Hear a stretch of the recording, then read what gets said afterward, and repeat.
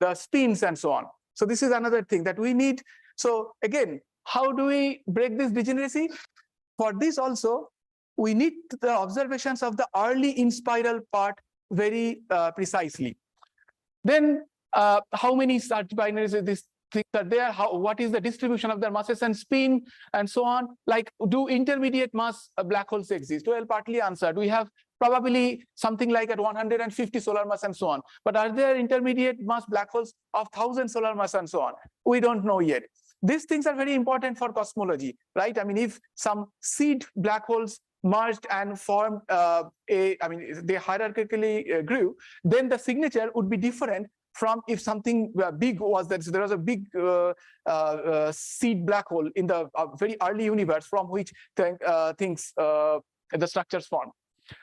Is general theory of relativity is the ultimate theory of gravitation? Again, like this is again another question. How do we address this? I mean, I don't have another slide, so let me tell you how we do this part.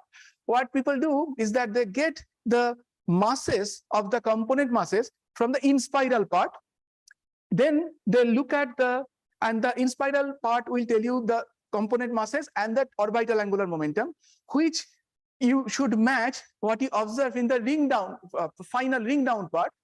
And then there you observe the spin and the total mass, and then you compare and see that whether they match or not. This is one of the primary tests of general relativity. Then you could also do this other test like ring down phase of a bigger black hole which has higher signal to noise ratio.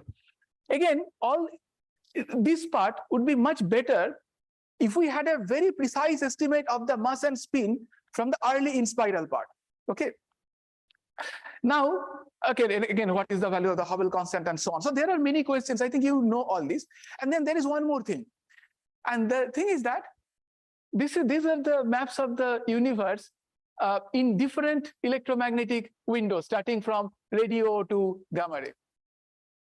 I hope at some point we will have similar maps of the universe in gravitational waves. Right now, what we have are these transients. This is not even a static map. These are like some spots on the sky.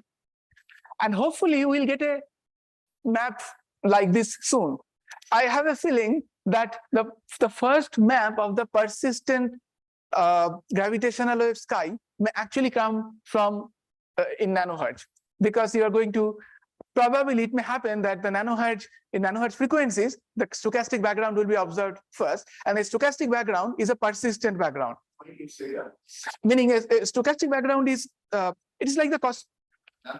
Why do you think it picked up at nanohertz?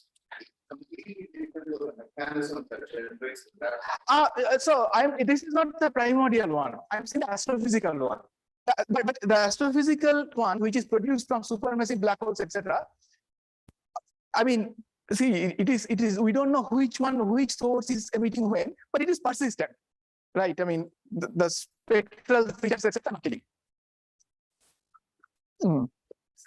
So this is another interesting goal that we have. Okay. So now we go to the next step. So what should be our next steps? Like, of course, we have to build. I had a lot of stuff, but I don't have to read through all this. Essentially, the idea is that we need to build detectors at different bands. The present detector sensitivity should be improved. So there are these present LIGO detectors. We hope that their sensitivity is going to be improved. I'll come to that to certain levels. We should have next generation detectors. We should go to different bands and so on. In the Indian context, the next major steps would be LIGO India, which we hope will come up in the next few years. And then hopefully we should take part in some of the space-based detector one. I did not mention the IPTA part, but that is kind of implied because it is already there. This is to motivate something else, which you will see. Okay, so here this is going to be the map in the of the network sort of. This also you know. So here is the thing which is happening. So now I gave you essentially what has happened sort of so far, and we are going to see what people are doing right now, not just thinking.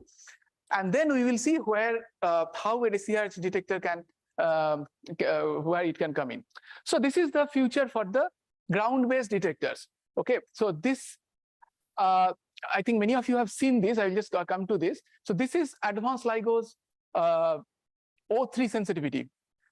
This blue curve is LIGO A+, where LIGO India also should come in. Now, if you look at this very nice plot, we are here, okay? This yellow side are binary neutron star mergers, and this side, right one, white dots, are binary black hole mergers, okay? This sort of light blue dashed lines is O3 sensitivity. And here also you see that corresponding line is there. You see in the black hole mergers, we have sort of started getting into the crowded region. For binary neutron star, we are basically in an empty part of space. And no wonder that we did not detect anything so far. Of course, those rates have gone into this. Now, what is going to happen with A+, that is when LIGO India comes in, is that we would be able to go here in this part, okay? That is quite a bit in the crowded part of the universe where a lot of binary black hole mergers are happening. LIGO India is added or only with LIGO? No. When it is added to the, so we, assuming that by 2028, LIGO India comes with A+ sensitivity and so on, this will happen even without LIGO India. Okay, but then it will be slightly lower, maybe somewhere here, some little bit. It's not just that the number matters. Also, with LIGO India, the localization will be improved. I will come to that. Yeah. So, but on the other hand, if you see this side, you see that even with A+, we are basically in the empty part of the universe. Okay, we would not be able to see many binary neutron star merger. So then what is going to happen to our neutron star equation of state, Hubble constant measurements, and all those things? So this is the problem. Now, what is the plan for the present LIGO detectors? We are hoping that they will be upgraded to a next generation sensitivity called Voyager. Okay, the sensitivity will be improved by, let's say, factor of 2 to 3 from A+. Voyager kind of takes us to the edge, but still not too much, okay? But on the other hand, at least you will be able to see quite a few of these binaries, okay? We'll see more quantitative things later on. And then what is the plan for the next generation ground-based detectors? So there is this Cosmic Explorer and Einstein telescope, which are going to be 10-kilometer class detectors, okay? So this is Cosmic Explorer present hope wish, that is 40 kilometer, and this is for Einstein telescope, which is like 10 kilometers, okay, triangular. And this is a design for Einstein telescope. I mean, these things can change, but this is where it is. Now, important thing to note is that for both of these detectors, the site surveys, etc., have been significantly completed. So the chances that India can get into one of these detectors, that is host one of these in India, are quite slim. That is, yeah, meaning we can contribute to these detectors by providing technology, making components, etc. But hosting one here, the chances would be pretty slim. This part, what I'm saying, that we will contribute to this, will anyway happen. That is, there is no doubt about that. Okay, now, and let's see what is the situation with in the space-based. So there is, into 2035, the laser interferometer space antenna, which is called LISA, is scheduled to fly. Whether it will have 3 arms or 2 arms and all those things are getting finalized, but this is going to follow the Earth, and it is going to observe in the millihertz band. There is a Chinese mission called Tianqin, which is also going around at the same time. These two observe in the millihertz band. Here, there is a detector which was proposed called Deci-Hertz Interferometer Gravitational Wave Observatory from Japan. This is, the plan was that there will be constellations of 3 spacecrafts which will have suborbital cavities. Okay, I will not get into that, what exactly it means, but it will be like ground-based detectors. They will fly, and there will be eventually 4 of them. 4 clusters, and you can cross correlate the data between those. It will be like kind of like radiometer, and they will also follow the Earth. They will be in the heliocentric orbit and then follow the Earth. However, this mission is not yet funded. Okay, this is the present situation in the space-based detector. There is also one more detector called Taiji from China, which has been proposed. So what is the situation with LISA? So LISA's Pathfinder mission was launched in, I think, 2015 or something, I forgot. Now, this was the noise requirement for LISA Pathfinder. If this could be met, then people would be convinced that, okay, this mission is worth pursuing and it can be made. And this other line is LISA's requirement. What happened is that LISA Pathfinder did better than LISA's requirement. So this is really, really convincing, and this mission is flying. This also shows that a space-based, I mean, it is not really a science fiction. It is very much possible, and then people can aim for that. Yeah.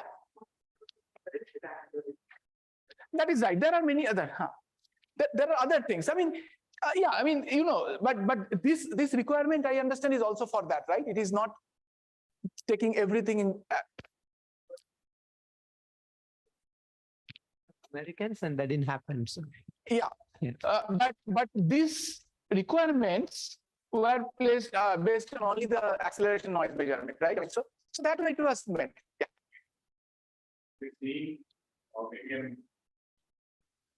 No. So this is just one part of it, that you can use the micro thrusters.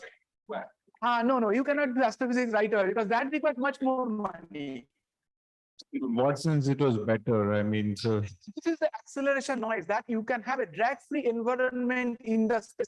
The idea is that the test mass has to be in free fall, that is following a Keplerian orbit, and the spacecraft has to not to touch the test mass, but then keep a distance from it and then follow. So in my understanding, that's what was proven here. So, yeah, that you can maintain the distance from the test mass. Okay, and that is supposed to be the primary challenge.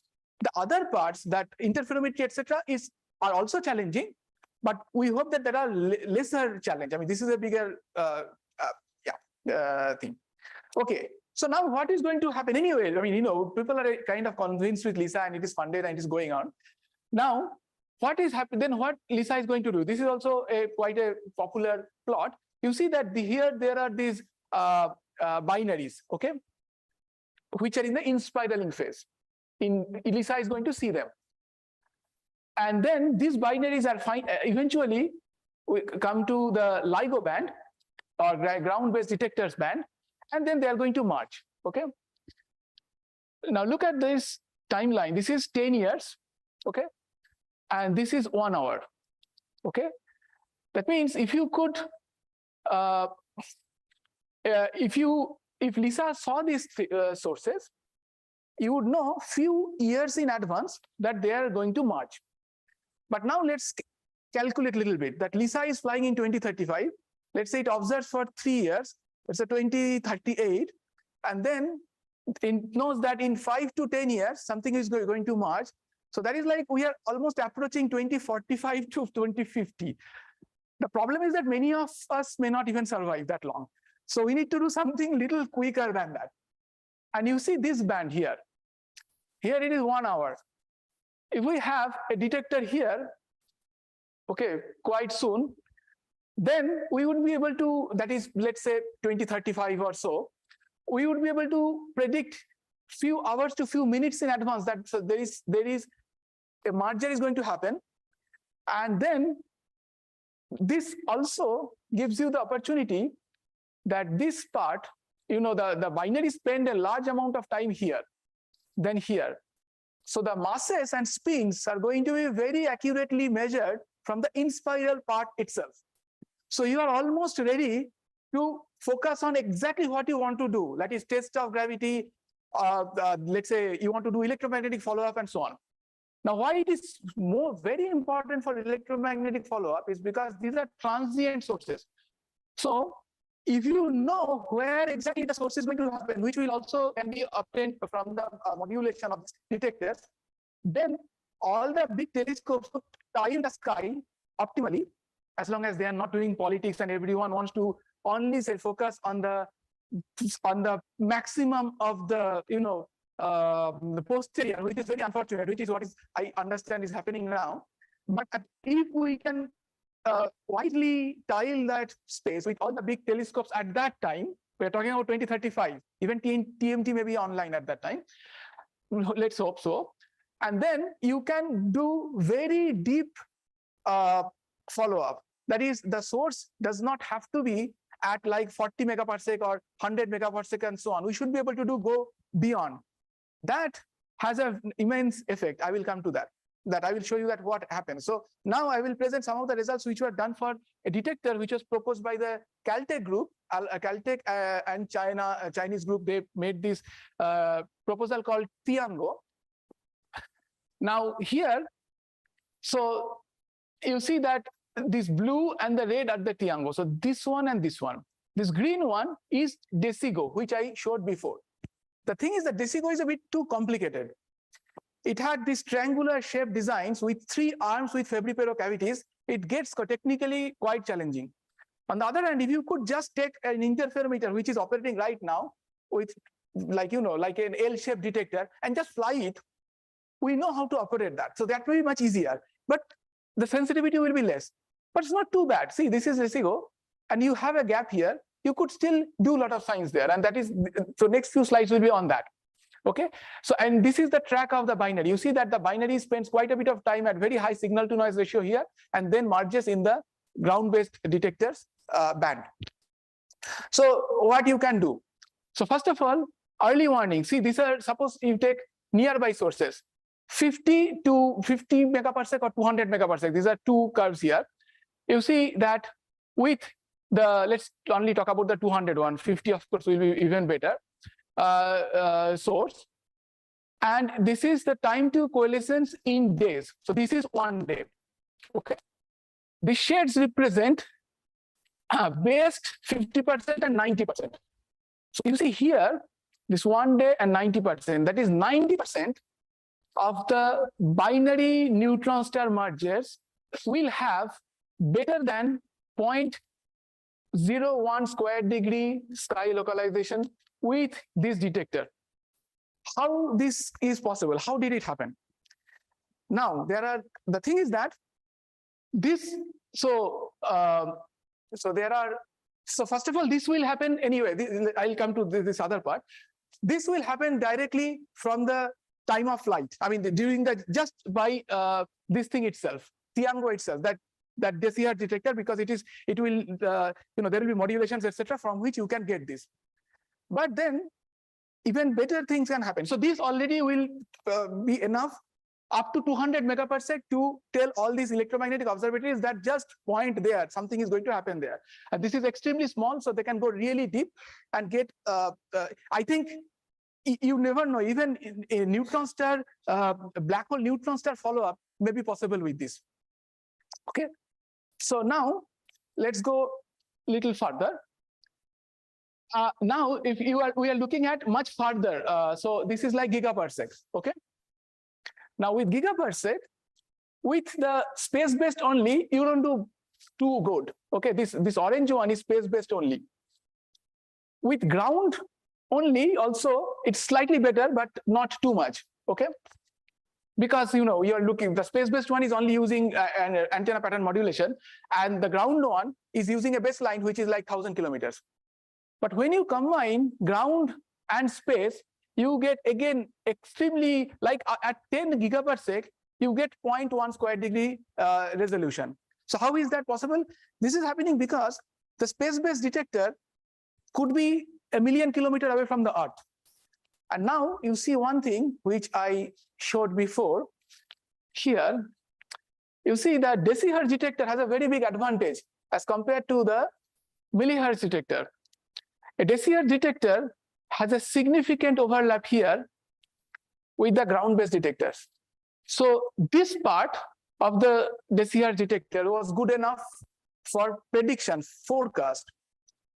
But this part, it can do simultaneous observation with the ground-based detectors, with an effectively million kilometer baseline, but at a much cheaper price than LISA. So that gave us this enormous sensitivity. Okay, and then what do you do? What kind of physics you do with that? So here is the amazing thing. So you see that this blue patch is Hubble constant and omega matter measurement with three, let's say, Hanford, Livingston, India, LIGO India, Voyager configuration. And then if you have, if you add this Tiango, which is the red one, you come here. This is enough to break the degeneracy of Hubble constant measurement. You can go even better and so on. Like if you put DCGO and two Cosmic Explorer and one this thing and so on. I mean, you can do all kinds of like science fiction level things, and this can become so small. It's an extremely precise measurement. But it goes beyond that. With the Tiango and these three detectors on the ground, I'm saying Tiango, but it can be any decihertz detector. You see this red error bar here. There is an error bar here, see, red colored in the inset. You see that this is very small, and it is going up to redshift of 0.3 or so. Let's say 0.2. You can measure not only the Hubble constant, but the Hubble parameter variation. This can tell us, this can constrain significantly the dark energy evolution and so on. Okay, I will speed up. So there are different things which we can do, and there is this paper is actually pretty good. And sorry, this is not the right one. Actually, this reference, this is the right reference. This is from that one. So you can. So there are different things which one can do with a decihertz detector. Now I will shift a little bit to the neutron star part again. This was more towards cosmology. And okay, so I'll go quickly. So these are the present upper limits. We're talking about sources, not the stochastic. Not yet the stochastic. Yeah, I am coming to the stochastic now. So yeah, so these were, but then we're using mostly neutron stars. So I thought that this audience would be, yeah. So these are the present upper limits on the neutron star, spinning neutron star from LIGO. But I will move that, and I will connect that why this is also important for cosmology and the stochastic background measurements. I will come to that this is also crucial. But let me just skip these parts. Okay, I will come to this part. Okay, this is what we are doing right now. You see that this is the population of spinning neutron stars in our galaxy. It's the predicted population from the ATNF catalog. And these are the millisecond pulsars where presently the limits are being put from LIGO and so on. Now there is this huge population. Actually, this is supposed to be some 10 to the 8, 9 pulsars in our galaxy, which are at much lower frequency, and we are presently not paying attention to it. Right? Now these ones are falling in the LIGO band. That's why we are paying attention. Now, but the thing is that this large population is maybe emitting gravitational wave at a lower amplitude, because the amplitude goes as f squared, the frequency square. So if the amplitude is lower, then the frequency is lower, you have lower amplitude. But then the number is very large. So this can create a stochastic background in the decihertz band. Okay. So I will not get into too much of details about the stochastic background, other than saying that, okay, I'll very quickly go through these parts, that how stochastic background is detected, and then go back to the other part. So basically, if you have data from two detectors which has some uncorrelated noise, that is the noise correlation between noise in the two detectors have no correlation, but the signal can be correlated, then you can do this kind of cross correlation search where you cross correlate with some optimal filter. Essentially, what you end up doing is Earth rotation synthesis imaging, which has been covered here, for many pulsar timing. People will obviously know this. So you basically account for the delay in receiving the signal, and then keep integrating, and then you can make a map. And then this was also done for, okay, I will actually skip quite a bit of these things, because I want to keep some time for the discussions. All I wanted to say here is that suppose you have hot spots on the sky, let's say cluster of galaxies, which has a large number of millisecond pulsars, one could also try to detect the stochastic background from that region using this kind of radiometer technique. Here the estimation was too high because they assumed like 10 to the minus 5 electricity and so on. But this is in principle possible. And we showed essentially that if you have a stochastic background created by the high redshift sources, like let's say millisecond pulsars were spread up to redshift of 3, then the background gets dominated by the isotropic part. But then if the background is dominated up to, let's say, of redshift of 1, then they will show up as bright spots on the sky. And the contrast is pretty high, meaning you can have like one contrast of 1,000. That is, if you point to the, meaning this is pointing in its software, if you make a map of the sky, that parts where there is no cluster versus part where there is a cluster, it will have signal to noise ratio difference would be about 1,000 and so on. So this is possible. This is like, Olber's paradox sort of thing, that will you be able to see any anisotropies and so on. As I said, I'll come to this, that why these things are important. So this kind of upper limit maps are being produced by LIGO at different, broadband upper limit maps and so on. But this is not of it's not the most interesting thing. I'll tell you later. Alpha is the spectral index. It is like 0 is an inflationary background. 2/3 is the background created by compact binary coalescences, and 3 is essentially from pulsars. I'll actually show you later on that why these things are coming, because I'm just trying to connect from here and there. So there were some algorithms which we developed which actually made these things possible. But now again, connecting to the pulsar part, this is the latest thing which we did. Latest meaning this is a LIGO-Virgo collaboration paper. This was based on these data folding techniques which we used and so on, which may also be relevant for pulsar timing. So this, what you see here, is that earlier what we used to do, we used to make a broad maps of the sky for different spectral indices, like this 0, 2/3, and so on. We did not have the ability to make a map at every frequency. This is basically this is pixel index, and this is frequency. Each row represents a map of the sky. So here you see this is a map at some frequency, this is at 200 hertz and so on. These are some example maps which are shown. So each one of them is a map. Or you could look at one single pixel, one direction, and this one is basically telling you the upper limit at different frequencies. Okay. So this how would it matter for the pulsar searches? So right now, because of computational reasons, we cannot do a full sky continuous wave search. That is, at every direction, we cannot look for narrowband continuous sources. But what is possible is that suppose you have some injection. This is shown with simulations. Suppose you had some of those injected pulsars. Then your distribution, the observed distribution, which is actually shown by the 0 lag, that's how we do it. That 0 lag means the direct correlation, and if you add unphysical delays, then it gives you the noise background.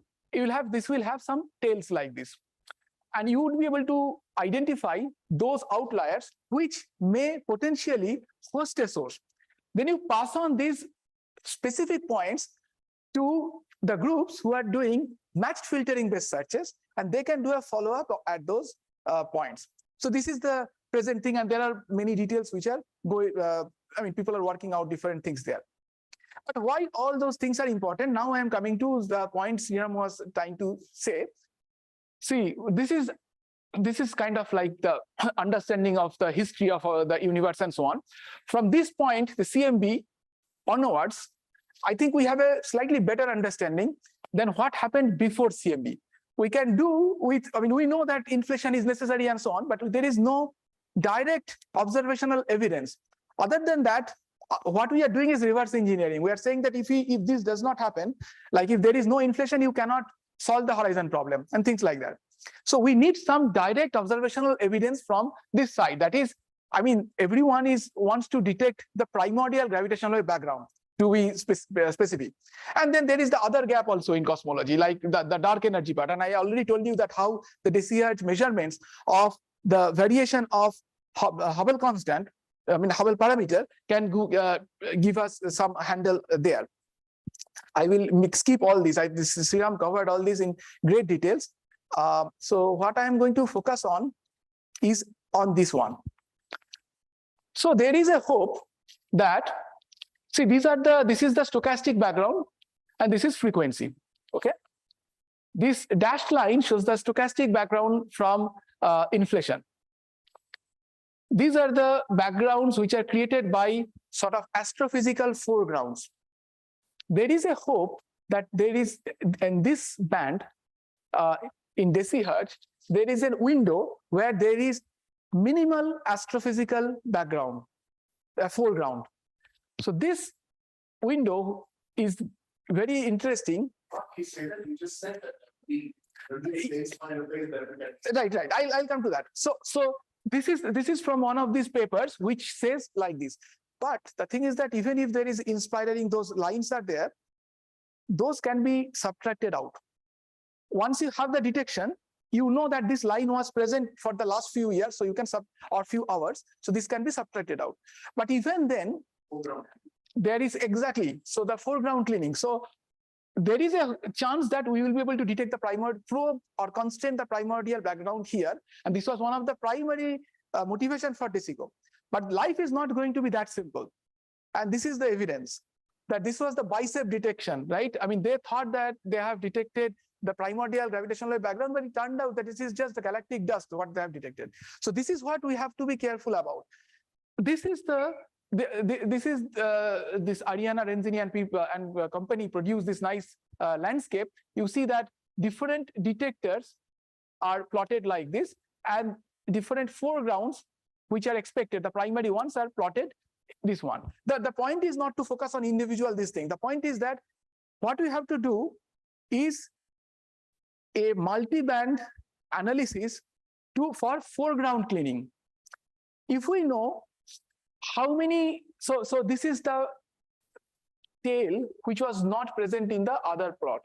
You see that it is not like there is nothing there. Where is this is decihertz here. So this is the produced by the binaries, but then there is a tail here. So that, but on the other hand, if we know this very well, this part, we know how it falls. Yeah, I'm almost done. This I'll take 5 minutes. Yeah.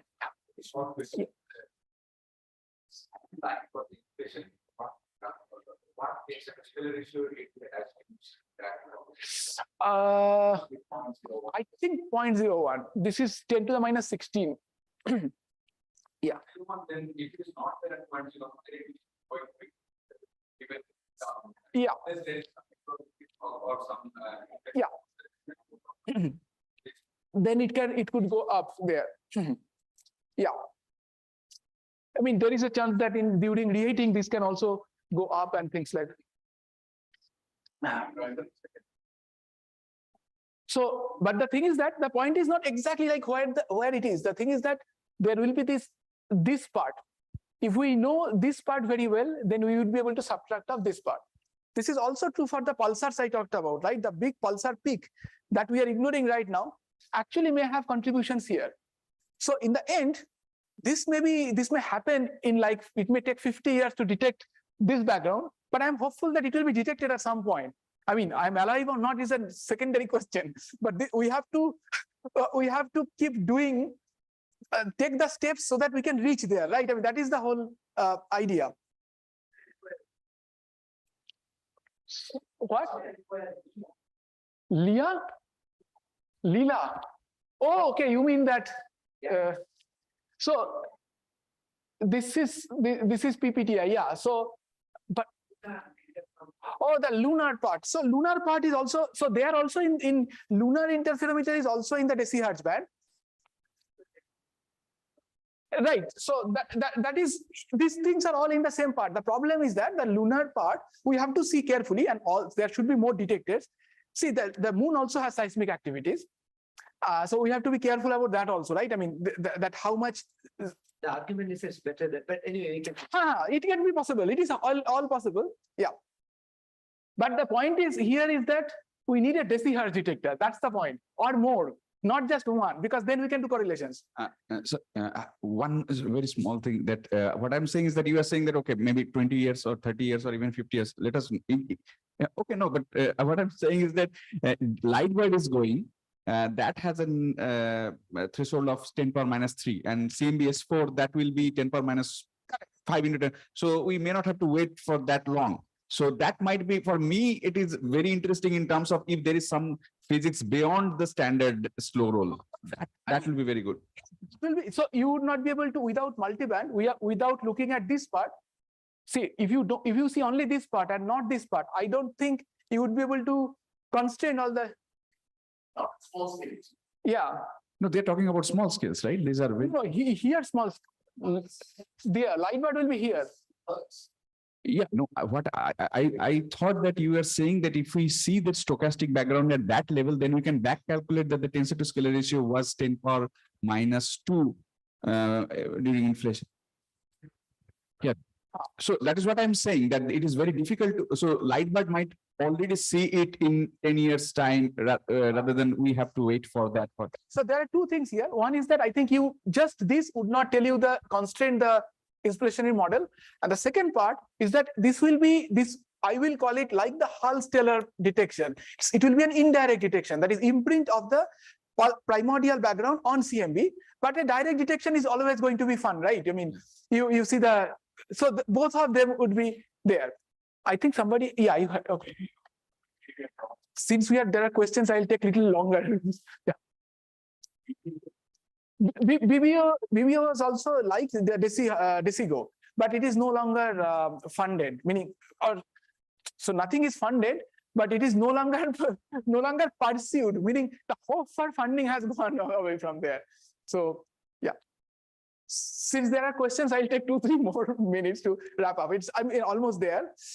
So this is for the DesiGo.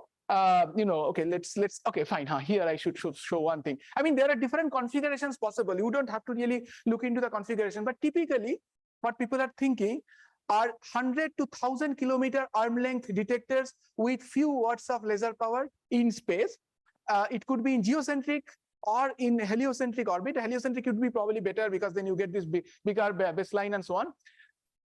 So what you need to see here, okay, this part.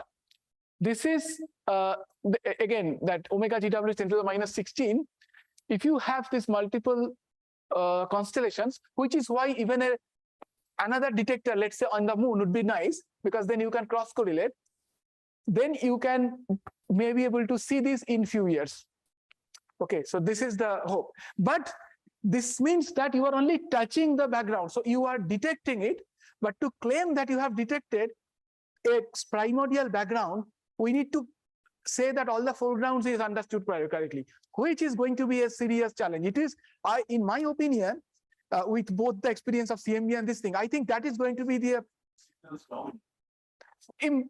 yeah, okay, not it's almost, I mean, very very difficult to say. Show that also. Meaning this. Next one. Scenarios are primordial. Oh, this one. No, this is Cosmic strings, right? This is cosmic strings. Yeah, I mean, Okay, I'm just saying. I will be very skeptical about cosmic strings, though. I mean, I am more hopeful about this one. Or FOP. Those are there.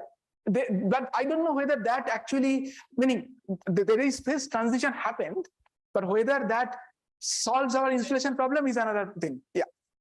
Okay. So how does one go about it? Okay, so what I was saying is that, yeah, with correlation, we may be able to see something, but we cannot go there immediately. It will be like what happened for LIGO, initial LIGO, advanced LIGO, and so on. So initially, one can probably send a pathfinder and so on. This was planned for the Japanese mission, and then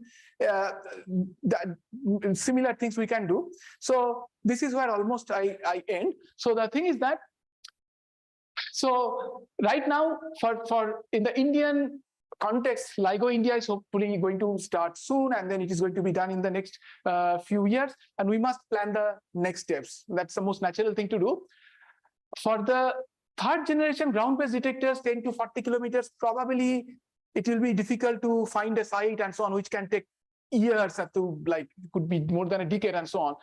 Maybe a bit too late, but we can contribute in the instrumentation and so on. That way we can participate sort of actively. LISA, again, there is a lot of development has happened and we have not started yet in terms of instrumentation. Again, we can contribute, but then it's not like, you know, when you do LIGO India sort of thing, you also want to be in a lead, take a leadership role and do something new, which does not have to conflict with others. I mean, it is all two detectors, like when the Tianjin detector was proposed in China, people said that Tianjin and LISA together would be wonderful because then you can have much better source localization, you can do stochastic background and things like that. So this is going to be very interesting. And so for that purpose, the best bet would be decihertz. Now there could be multiple decihertz detectors and so on. Yeah, I would not read the whole thing. I will stop here. Yeah, thank you.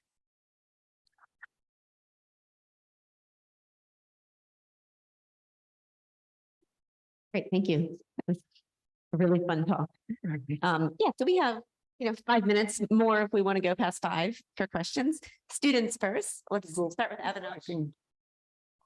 Okay, I have several questions, but both LISA and decihertz both are in the space, right? So why can't LISA observe in decihertz? What is limiting that fact? So it comes out. Okay, let me.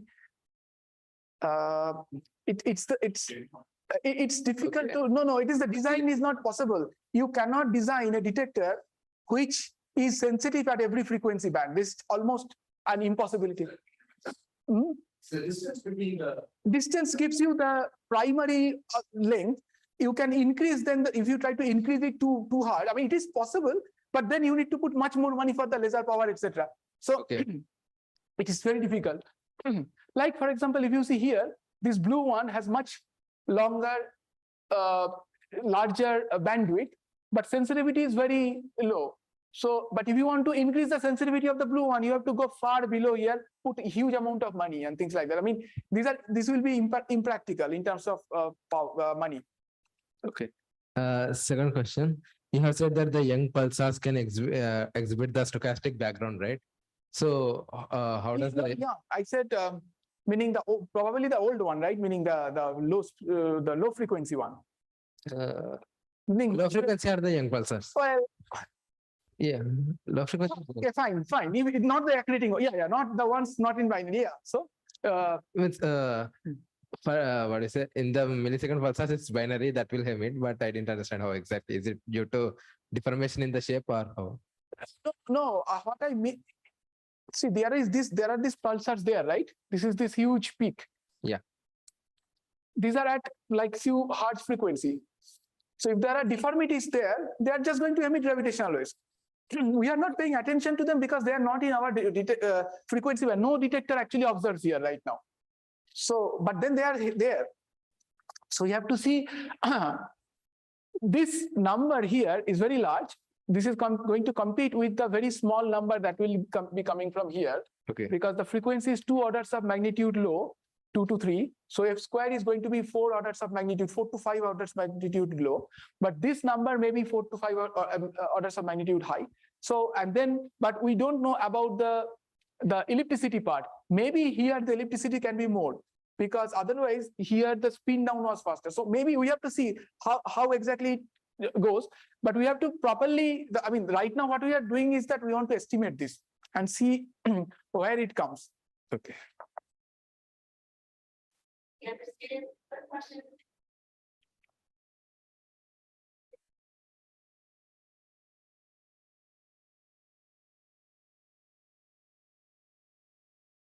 So I remember some detailed discussion with Kurt, and his argument was that you have to remove every neutron star binary in up to, I think, redshift of 10 or something. He was giving me an estimate. I can't remember. I checked that from his arguments, and that's going to be very difficult simply because what you didn't mention, and none of these people worry about that, is that during that kind of spiral, you are essentially dominated by the chirp mass. Hence, the signal is a problem, just like you have 17087, you have big problem with the mass ratio. So the signal subtraction of the foreground subtraction is next to impossible, jeopardizing most of this. And this is a fairly valid point, and it has been ignored. But of course, right now the funding is more important, so you don't care about science. So that's a major, I will just go back a little bit here. So the hope is that with the third generation detector, see, we are talking about now far into the future. The thing is that there are two parts in my talk. One was this primordial background, which we are not pushing as the primary target for this year. Then nobody is going to give us money. The target is the follow-up, localization, etc. But far into the future, we may be able to see the stochastic background also, which is personally, I am very much excited about it. Now, when all the third generation detectors come online, you see that the target is that they will be able to see all the binaries in the universe. Okay. Now, suppose they, well, I mean, that is the hope. See, they go sure. to there.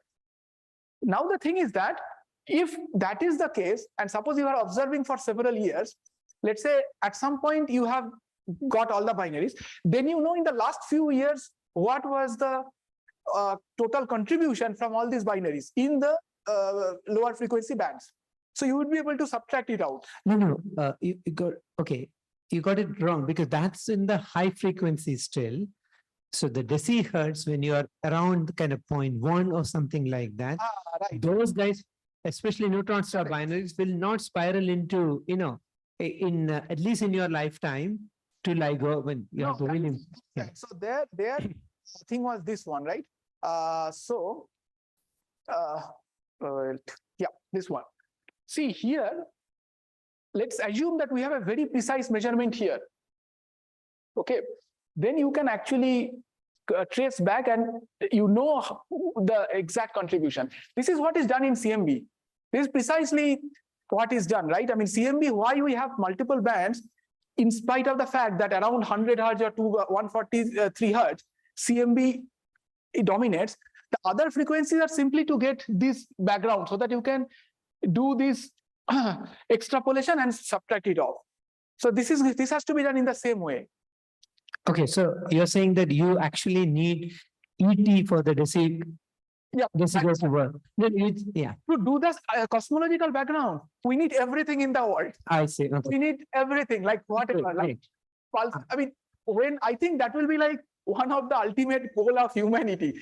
Every astrophysical information, everything together, when we put in, then we know what happened in the first second. So I just go back to you actually showed that paper in a plot from Alberto's multi-band business. Again, that's extremely optimistic, and Anton Klein and others actually looked at it. So this is like what Daniel did for 17087, and so Anton and others have looked at it much more carefully, and this is going to be fairly, definitely possible, but not to the level Alberto was talking about. I just want to add to that. Yeah. Right. Here we are not saying that all of these binaries have to be observed and predicted for follow-up.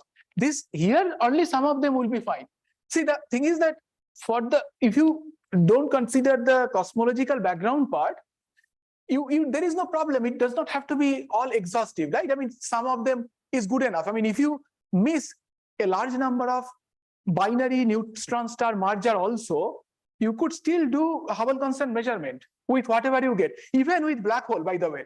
Oh, I actually did not mention this part, that with this Tiango, with this like million kilometer arm length and so on, you may be able to localize even black holes to black hole binary merger to a single galaxy or few galaxies.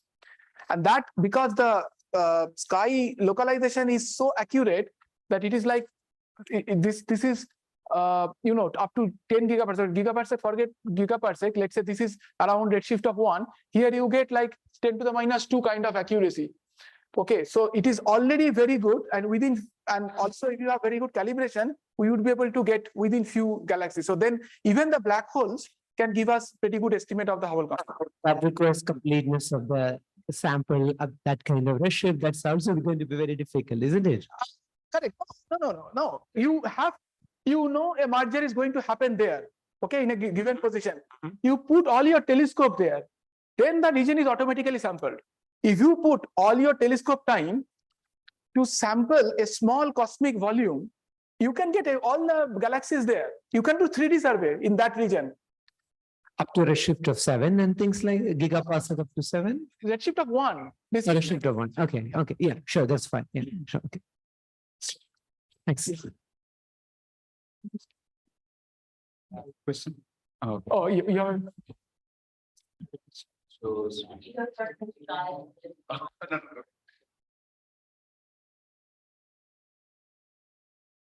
So go back to the spectrum. So again, which I thought everything you said we need everything in a whatever.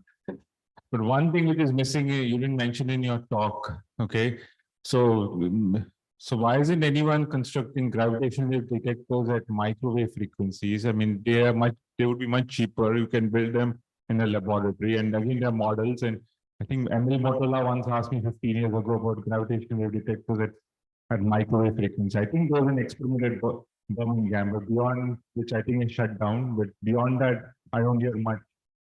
possible, but you see, the microwave region, So even beyond that, it's beyond 10 to the 5. I'm talking about gigahertz. It's not even access goes to 10. right. So you are saying at the high frequency one. Exactly. Yeah, sorry, it's not microhertz. No, gigahertz, I said. Gigahertz. So the thing is that there are attempts to make detectors at higher frequencies, right? I mean, I think people use the squids and all the kinds of things. I don't know the exact technology they did, but the thing is that there is no guaranteed sources there. You cannot build an expensive detector without a guaranteed source. Nobody is. It'll be tabletop, right? I mean, it won't be huge scale. It won't be. One, I only heard informally from people that those have been proposed, but nobody was convincingly could show that technology. And the thing is that if you ask for money, even if it is much smaller than LIGO, still a large amount of money, just without saying that that stochastic background will be detected or not, I think there is a much lesser chance of getting any money. There is some high frequency mileage you can get. So there is a proposal, let's say called which is called NEMO, okay, which is at high frequency, but there is a kilohertz, a few kilohertz. I think 4 kilohertz maybe, but there is a guaranteed signal there. The neutron stars may, like after merger, there could be a hyper, what is that called? Hyper something that another metastable structure form, and there you get radiation. So you get some signal at after the merger. So post-merger signal is there. Oh, by the way, for the neutron star part, I also forgot to mention one more thing, that this early observation may also give you a good handle about the precursor emissions from the neutron stars, which are not much discussed.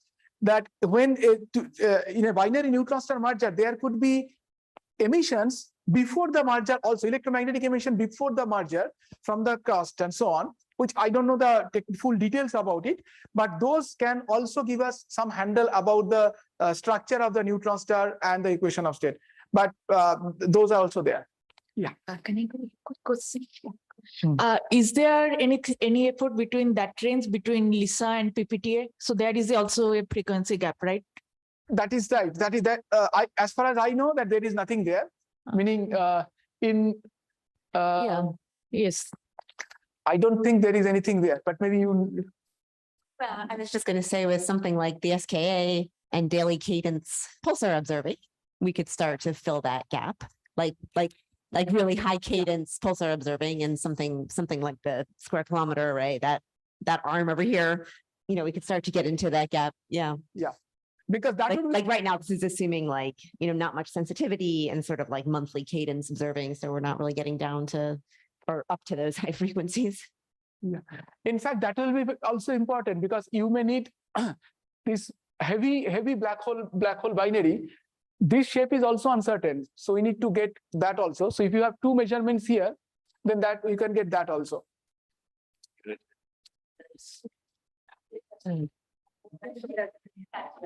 Just to add what Shantanu said about the gigahertz detectors, because a lot of the bar detectors and so on have a lot of seismic noise and issues like that, you could just throw it up in space if it's a tabletop experiment. Correct. That is at kilohertz. Bar detectors are at kilohertz, Correct. not at gigahertz. But we were also thinking about doing this project that, since bar detectors are cheap, how many bar detectors you can put and detect some, let's say, stochastic background and so on. But I mean, these are, there is no source like strong astrophysical source at kilohertz. So it will be difficult to motivate such things. Right. But then on the other hand, you are right that like student sunlight and so on, people can just put bar detectors. But the problem is that each of these detectors, even though they look much simpler than the LIGO detector, they are still very complicated. You need a cryogenically cooled detector in space, and the detector has to be very heavy. Because otherwise, if the detector is not very massive, the local noise, the Brownian motion is going to affect the detector, right? I mean, anything that is there. So these things we have to, now sending something heavy to space is also not easy. It becomes expensive. To be honest. No, meaning like your noise level will be pretty high. Not the maybe the Brownian noise or some kind of thermal noise will come. So I forgot, which noise exactly will matter. But the thing has to be heavy, because otherwise, any passive noise which is falling on the detector is going to affect the detector. In space, for example, the acceleration on this thing. So one final question. So why don't we have variable arms in all these space-based detectors? Like you could variation only in one direction. So you have say at 10 kilometers, and then you increase it at 100 once you are done observing at say 10. No, but the space-based detectors have to observe for a few years to get to the sensitivity which is kind of projected. You cannot observe for some time because these are very low frequency.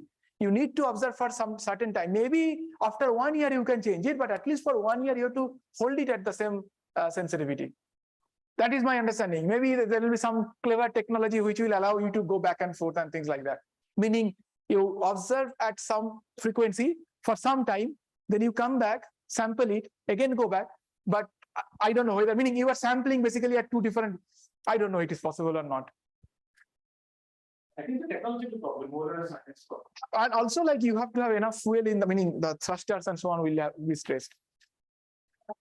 I didn't read much about this H0 estimation from GW observations. How this is done? For example, I read the first detection. They use the H0 from Planck or WMAP. Probably they had to use WMAP and get to the. I mean, what is the luminosity distance of that source? But you need electromagnetic counterpart as well, right? For that, luminosity distance comes directly from the observation, but to detect to locate the host galaxy, you need an approximate H0. Otherwise, you would not know where to look. But how do you get the distance later? There is no Cepheids or something like that, right? So no. So first you get. So suppose you have detected a binary signal, right? From the phase information, you have the mass estimation. Yes, you know the masses. From the masses, you know the amplitude of the signal. Okay, given the distance, but you have detected an amplitude already in your detector. So from there, you can estimate that what is the luminosity distance to the source. You know the masses, and you know the detected signal, and you know that it ultimately goes as 1 by r because it is amplitude. So then from there you get directly the luminosity distance. In that calculation, H0 does not come at all. That calculation H0 does not come. Then you need but now you want to look at the host galaxy. Okay. Okay. Now, how will you get to the host galaxy? So there you would need I guess there you will need H0, right? Because otherwise you cannot get there. But once you go to the host galaxy, then you have an independent measurement of Hubble constant, meaning redshift. Once you look at the host galaxy, you measure the redshift. So by luminosity distance, you look at, take your Hubble Space Telescope and turn it towards that and to find the optical image or any radius. Optical, meaning electromagnetic telescopes can then give you some lines. Let's say you know some lines, and then from those lines you can get the redshift. And then from that redshift, you get then you take the ratio and get the Hubble constant. but you are not using any Hubble constant measurement from Planck or this is independent measurement. No, You are but not- in the where there is no electromagnetic counterpart, the first paper that used H naught, that used H naught specifically from Planck in order to estimate the distance or the redshift of that incident. I mean, the first event in 2015. Because that time this Virgo was shut down, only Livingston and the Hanford was operating. So they said we could not get the exact angle. So there is a inclination was not well understood. Virgo was active at that time. Without Virgo, you would not get the sky localization. No, the first one. Oh, the first one. Yeah. First one, Virgo was. That used the H naught in order to understand the place where it happens. So yes, there you have to, because there is no electromagnetic counterpart there. But I am saying when there is for the binary, where meaning binary neutron star merger, Yes. there it was not. It is a different thing. Mhm. But the first one, you only got the luminosity distance. In order to say at which redshift it is, then you need H naught. H naught. So that's all. And the electromagnetic counterpart, if you have, then you can understand the galaxy where it is, the host galaxy as well. That is what you are saying. The host galaxy, then from electromagnetic observations, you can get the Hubble constant. Okay, is it better than the Cepheid calibration? Are there more? I mean, It's an independent measurement. I mean, right Yes. now, high redshift and low redshifts are giving you completely different answers. High redshift measurement is giving you whatever 68. The low redshift is giving you 73 and things like that. yeah, that answer. I'm just saying that this host galaxy identification, how reliable that is. So that is one, because for very yeah, that is something that I was.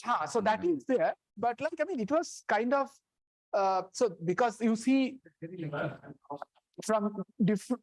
Yeah. Yeah. So thanks. I mean, I just wanted to know. I have to read this in much greater detail. Otherwise, yeah. So this was like just to. I mean, I thought Varuna must have covered this, so I did not get into this. But this is how this was Fermi.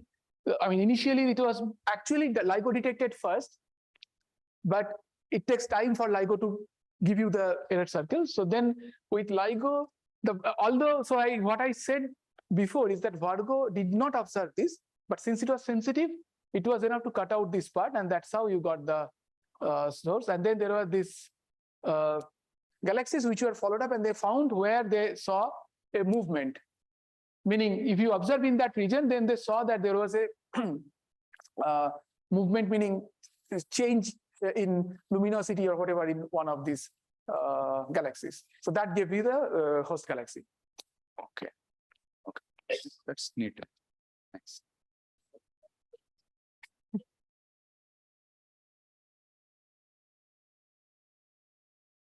Yeah. So expecting like progenitor of type 1a supernova, something you have mentioned in a. That's also there, right? Okay. What kind of signs you are expecting? I mean, through the progenitor type 1a supernova by means of. So the binary, so type 1a is in binary, right? Mhm. So that binary is you will be able to detect in this in the decihertz band. Okay. So white dwarf are possible to detect. Okay. Oops. Okay. So any science related to white dwarf? Science made lot of science related to white dwarfs are possible. Okay. In that, but I forgot like all the things that can be done. But essentially for type 1a, so type 1a is also crucial for cosmology. Mhm. I don't know whether we will get some input for the type 1a also, but type 1a supernovas you could. Meaning before the supernova, you could get the in spiral part here. Okay. That's. Are there any Zoom questions? Oh. No one's on Zoom? Okay. I think that's it. Let's thank our speaker again. Manjari, do you have any announcements? Yeah, no announcement. So let us thank all the speakers and